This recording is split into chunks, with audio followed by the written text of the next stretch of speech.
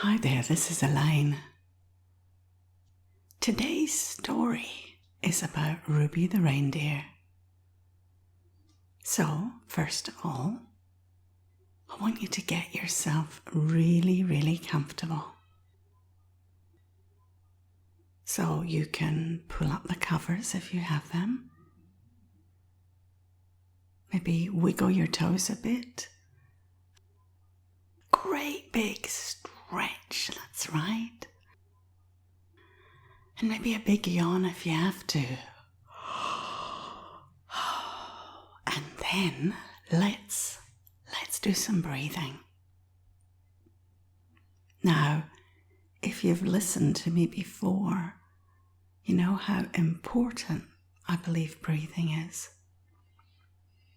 So, it's a really good way to help your body and your mind relax at the same time.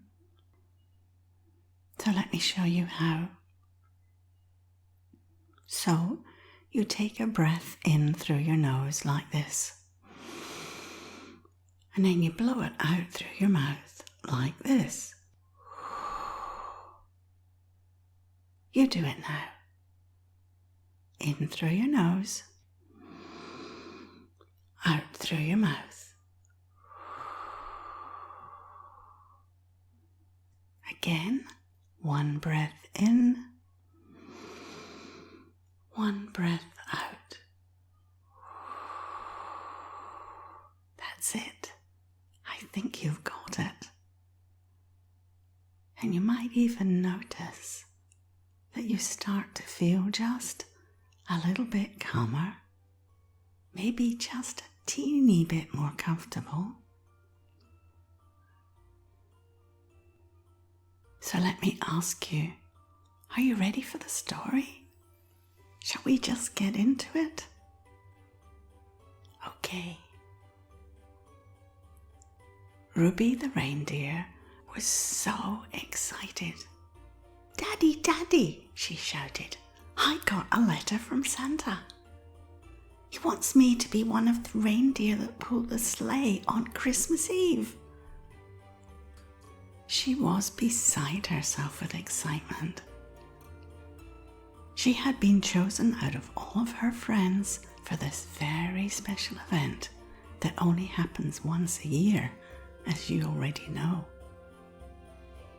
She was chosen because she had written this letter to Santa, telling him that she wants to make sure that every child all over the world gets a present from Santa. Now, Santa really liked her idea and said because of her he would make sure that it happened.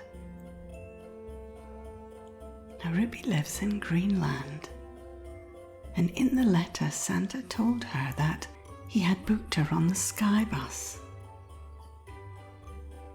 scheduled to leave 3 days before Christmas Eve so she could get settled, do some training on how to work with the other reindeer and pull the sleigh.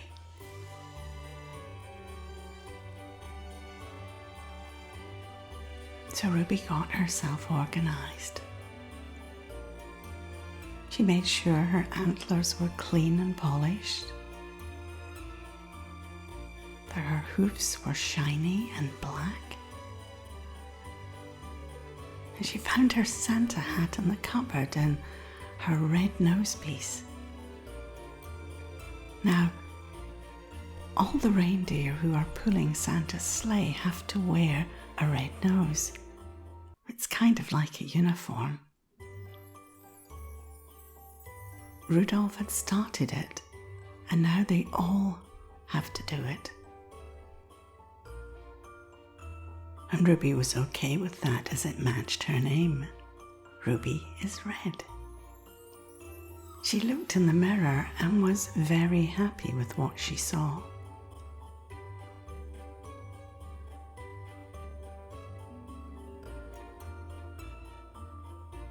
She was so excited and could not wait to catch the Sky train tomorrow morning at 8 o'clock.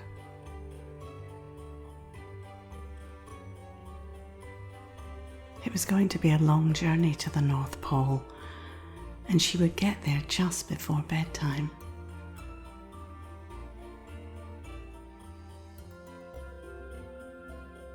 That night, Ruby could not sleep.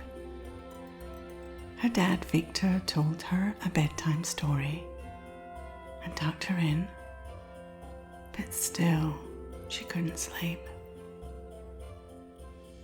When Ruby's mum came home and realised that Ruby was just lying there, wide awake, she said, "Why don't you listen to your favourite bedtime story on YouTube?" "Good idea," said Ruby. "I like Elaine's story, The Princess and the Tree of Wonder." So Mum put it on her phone, and about 10 minutes into the story, Ruby was fast asleep. She dreamed a wonderful dream where they visited country after country, visiting places where children had never seen Santa before, handing each child a present, and the look of delight and joy on their faces made Ruby's heart feel so happy, delivering presents to all the children around the world. The next day, Ruby woke with a big yawn.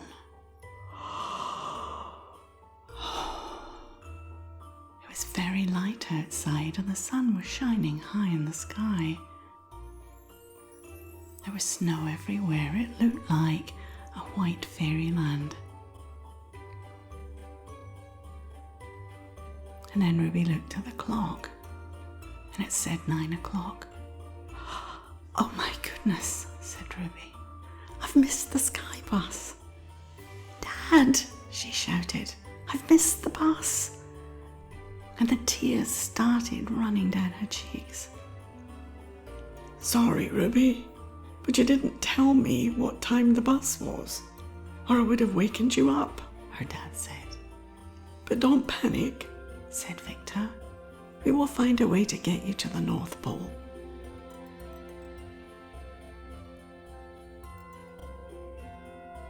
Victor made some phone calls.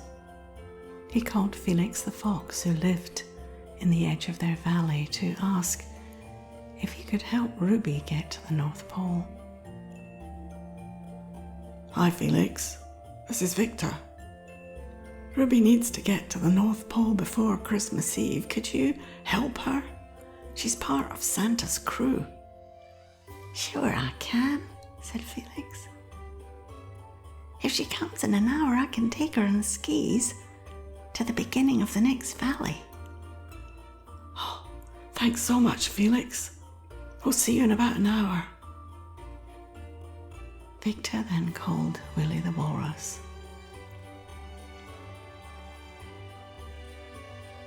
"Hello there, Willie. This is Victor. Poor Ruby has missed the sky bus and she needs to get to the North Pole and to Santa by Christmas Eve. I've spoken to Felix the fox and he'll drop her at your valley tomorrow morning. Can you help her?" "I can take her to the next valley," said Will. "But we'll need to swim there. She'll have to hang on to my back and I'll get her there before it gets dark." "Oh, thank you, Willie. Thank you so much." Victor then called Annabelle the polar bear. "Hey, Annabelle, it's Victor. Ruby really needs your help. Willie will drop her at your place, and can you get her to the North Pole before Christmas Eve, please?"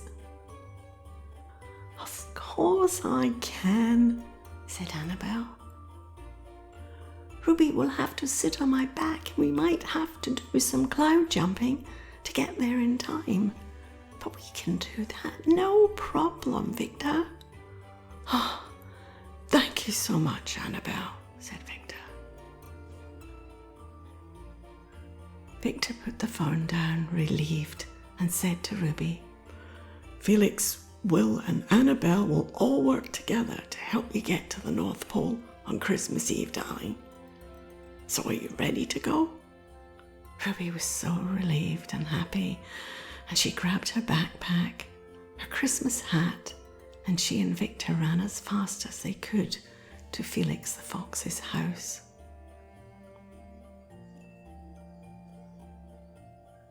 Felix was waiting with his skis on and had a pair for her. Victor helped her get them on, and after falling down a couple of times, she managed to move forward. "Do this," said Felix, "just like a snowplow." And he showed her what to do. Eventually, Ruby got the hang of it and was sliding forwards, and soon they were on their way. They skied down slopes and through ravines, up mountains, down and through forests, until eventually they came to the end of the valley. As they skied, Ruby told Felix how important it was that she could help all the children around the world get a present on Christmas Day. And she just had to get there in time. Eventually they skied into the valley where Willie the walrus lived. "Here we are," said Felix. "This is where I leave you." He took her to Willie's house and said farewell.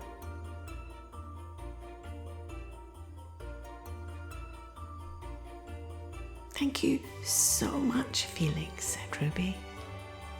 She was so tired. She'd been skiing all day. Willie opened the door and welcomed her warmly.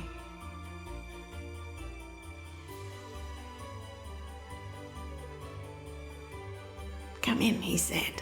"Have some nice soup made of grass and shoots and herbs," and Ruby woofed it down. She was so hungry. And eventually, after a big yawn, Willie showed her where to sleep.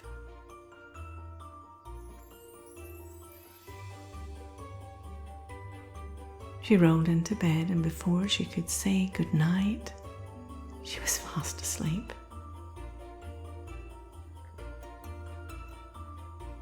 And in her dream, she was pulling Santa's sleigh with the other reindeer. High, high into the sky. She felt so proud, so happy. So good.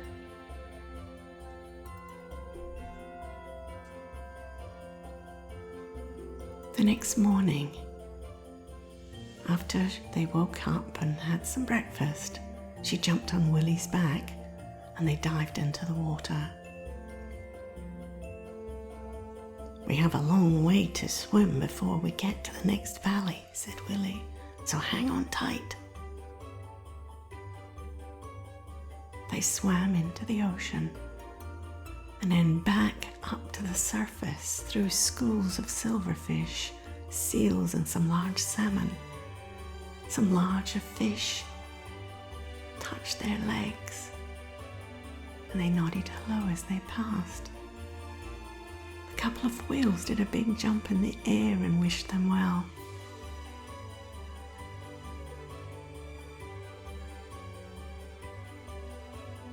"Don't worry," said Willie. "We're making good time, and I will have you at Annabelle's house before dark." Hours and hours passed, and soon they could see the light of Annabelle's house, and Willie surfaced onto the ice where he let Ruby get off his back.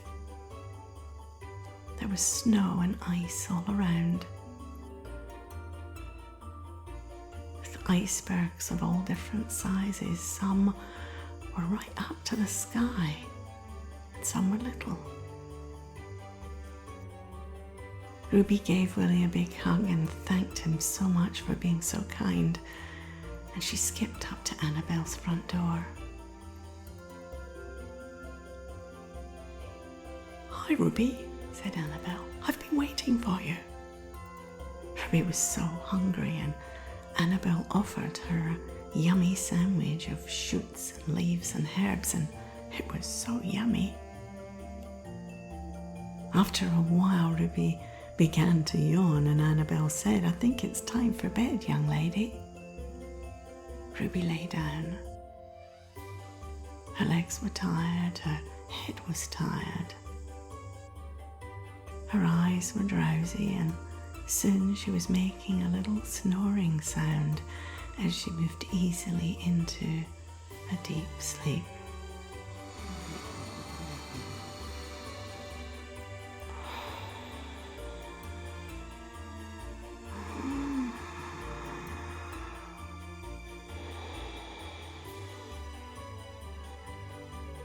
Dreaming about flying high above the sky,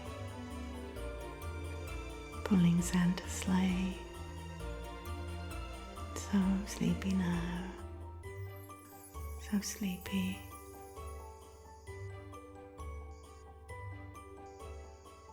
Next morning was Christmas Eve, and they had until night time to get to the North Pole. Annabelle was ready to go, and after some breakfast, Ruby jumped on her back. "Now we have to do some cloud jumping," said Annabelle, "to get there in time. There'll be lots of ice. Icebergs, watering holes, water, and we need to go fast. Are you holding on tight, Ruby?" Yes, said Ruby, "let's go." They jumped over icebergs up into clouds and then back down the other side. Then they dived into the watering holes, into the deep water, and out through another patch of water, springing along the ice, one jumping, another iceberg, and up into the cloud again. They did this all day and had made really good headway when the sky started to get a little bit dark. "I think there's a storm coming," said Annabelle. Ruby pulled her Santa hat down around her head as it started to snow heavily, and the wind started to pick up. So they could not see anything in front of them. "I think we'll have to stop because I don't quite know where we are," said Annabelle.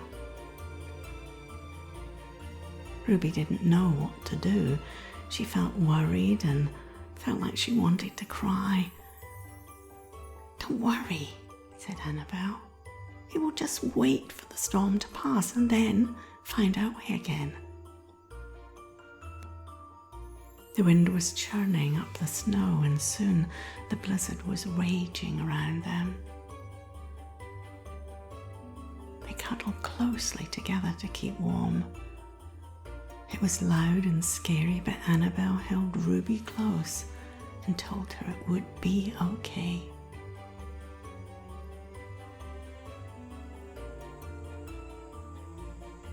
After a while, the storm died down, and soon the sun was shining in the sky again. But everything looked so different. "Where are we?" said Ruby. Annabelle looked around and she wasn't actually sure. And then she said, "Just hang on a minute." And she pulled out her iPhone and keyed into Google Maps. And all of a sudden, she could see where they were and how far it would be to get to Santa's place. "It's about another 2 hours from here, and if we move fast, we will make it," said Annabelle. With lightning speed, Annabelle ran as fast as she could, jumping on as many clouds as she could, and then high jumping onto the next one. The sun was beginning to set, and Ruby was looking down at Annabelle and said, "You know, there are many children waiting for me tonight." Annabelle kept going as fast as she could, and as she took one last massive sprint up to the top of a hill, she saw Santa's sleigh ready to go at the bottom. "There they are!" shouted Annabelle. "Santa, Santa!" cried Ruby. "Wait for me, I'm here!" But Santa couldn't hear her. "Santa, Santa!" Annabelle shouted as loud as she could. And the largest reindeer, Rudolph, turned around and saw them sprinting as fast as they could towards him. Both of them fell down, exhausted, at Santa's feet. "Ho, ho, ho, my goodness, you two, you made it! Welcome, Ruby, we were waiting for you." Ruby got up and she was gleaming with joy as she saw the other reindeer waiting, headed up by Rudolph. "Thank you so much, Annabelle, for getting Ruby here," said Santa. By this time, Annabelle had got her breath back and felt so proud that she was able to help Ruby and all the kids in the world who would now get a present on Christmas Day. "Let's go," said Santa as he climbed onto the sleigh. Ruby was harnessed up, and with a light crack of the whip in the air, the reindeer took off, with the sleigh full of toys and presents, lifting higher and higher into the sky.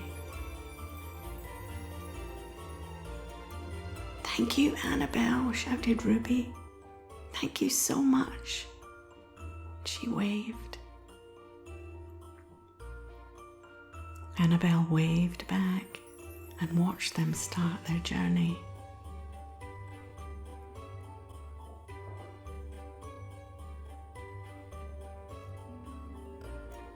Annabelle knew that there was nothing else for her to do tonight, so she decided that because she felt pretty tired, that maybe a little nap would be a good idea before she runs home. So she got comfortable in a little nearby cloud, pulled up the fluffy covers, snuggled up, and took one sigh in and a big yawn.